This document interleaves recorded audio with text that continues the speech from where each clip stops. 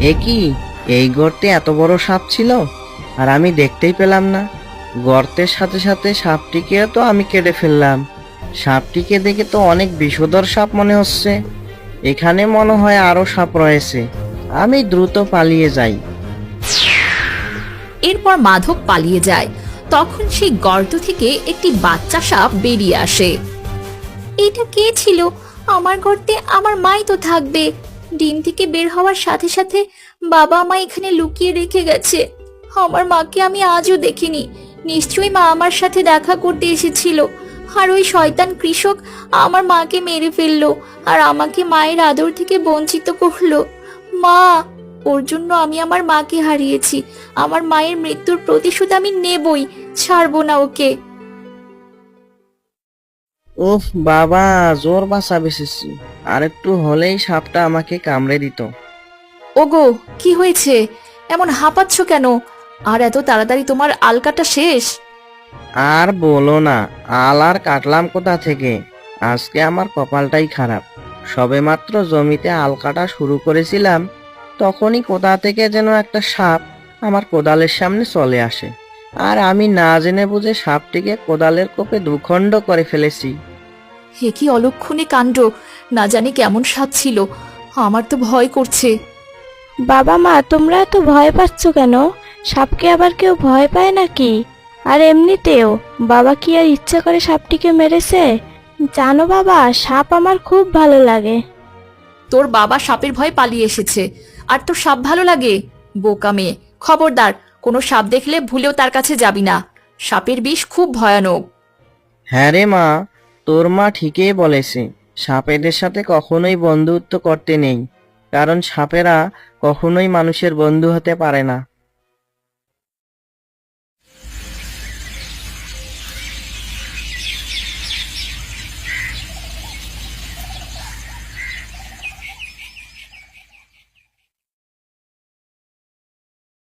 কোথায় ওই কৃষক?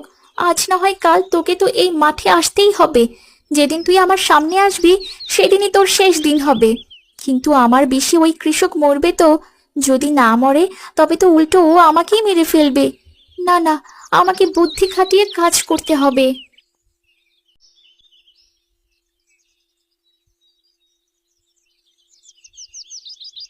যাক বাবা, গর্তে তবে একটাই সাপ ছিল। আজকের মতো তবে আইলটা কেটে ফেলি। মাধব আইল কাটার পর কোদাল নিয়ে বাড়ির দিকে রওনা দিল।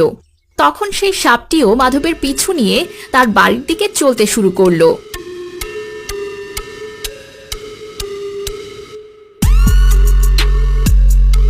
যতদিন না আমি তোকে শেষ করতে পারছি ততদিন আমি এখানেই থাকবো। বাবা, তুমি দ্রুত হাত মুখ ধুয়ে এসো, আমার খুব খিদে পেয়েছে। আদর দিয়ে দিয়ে মেয়েটাকে মাথায় তুলেছ। সে কখন থেকে বলছি নিজের হাতে খাবার খেয়ে নে, কিন্তু কে শোনে কার কথা? তুলি, মা, আজকে আমার অনেক কষ্ট হচ্ছে। আজকে তুই মায়ের হাতে খেয়ে নে, কেমন? হলো তো, এবার আয়, আমি খাইয়ে দেই। মিতালি তুলিকে খাবার খাইয়ে দেয়।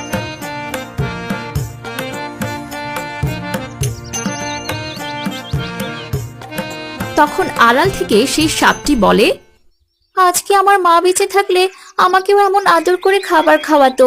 মা, তুমি আমাকে ছেড়ে এভাবে চলে গেলে আমি এই মেয়েটিকে কামড়ে দেব। তবেই না ওর মা বাবা উচিত শিক্ষা পাবে। তুলি খাবার খেয়ে নিজের ঘরে চলে যায়। তখন সে দেখতে পায় তার ঘরে সেই সাপটি। আমার ঘরে এত সুন্দর একটা সাপ! আমি তোমাকে অনেক পছন্দ করি। তুমি একদম ঠিক জায়গায় এসেছো। আমি মনে মনে তোমাকেই খুঁজছিলাম। আমার কাছে থাকলে তোমার আদর যত্নের কোনো ত্রুটি হবে না। দাঁড়াও, আমি তোমার জন্য এক বাটি দুধ আনছি।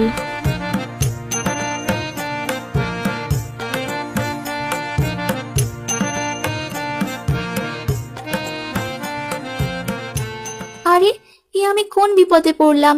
মেয়েটিকে গেলাম কামড়াতে, উল্টো সে আমায় আদর যত্ন করা শুরু করেছে। এখন ওকে কিভাবে কামড়াই?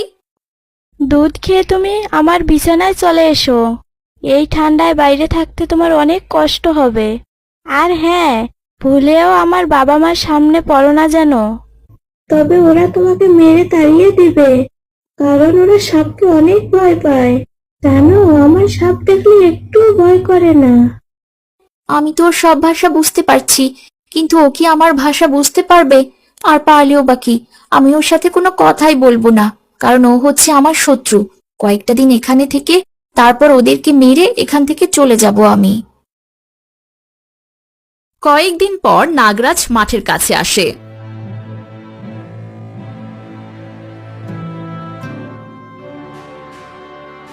এ কি, এই মাঠটিকে এভাবে কে ফসল চাষ করেছে? তবে আমার বাচ্চা কোথায়? এখন আমি নাগিনকে কি জবাব দেব? না না, তুই আমাদের ছেড়ে এভাবে চলে যেতে পারিস না। তবে কি আমার একটা ভুলের কারণে আমি তোকে এভাবে হারিয়ে ফেলবো?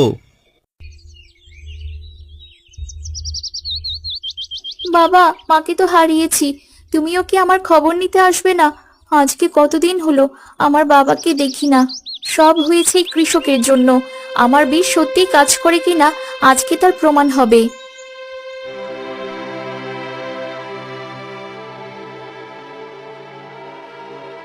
ওই তো আমাদের কন্যা। মা, তুই ওইদিকে কোথায় যাচ্ছিস? মানুষের ঘরে ঢুকে মানুষদেরকে কামড়ে দিতে যাস না। আমার কাছে আয়। আমরা তোকে কত খুঁজেছি, আর তুই কি না এখানে?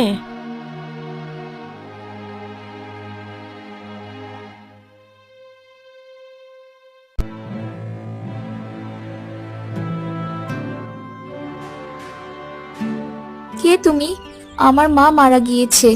ওই কৃষক আমার মাকে মেরেছে, তাই তো মায়ের মৃত্যুর প্রতিশোধ নিতে আমি এখানে এসেছি। ওগো, আমাদের কন্যা এসব কি বলছে? ও তো নাগিন কন্যা, ও তবে কাকে হারিয়েছে? মা, আমাদের কাছে আয় তুই। ওদের ক্ষতি করিস না। ওরা তোর মাকে মারেনি, তোর মা বেঁচে আছে। এই তো তোর মা। বাবা, তবে সেদিন কে মারা গিয়েছিল? আমি তো এই কৃষকের ঘরের আঙিনায় ঘোরাফেরা করছি শুধুমাত্র মায়ের মৃত্যুর প্রতিশোধ নিতে। এই কৃষক তোর মায়ের কোনো ক্ষতি করেনি, বরং উপকার করেছে। সেদিন তোর জীবন বাঁচিয়েছে।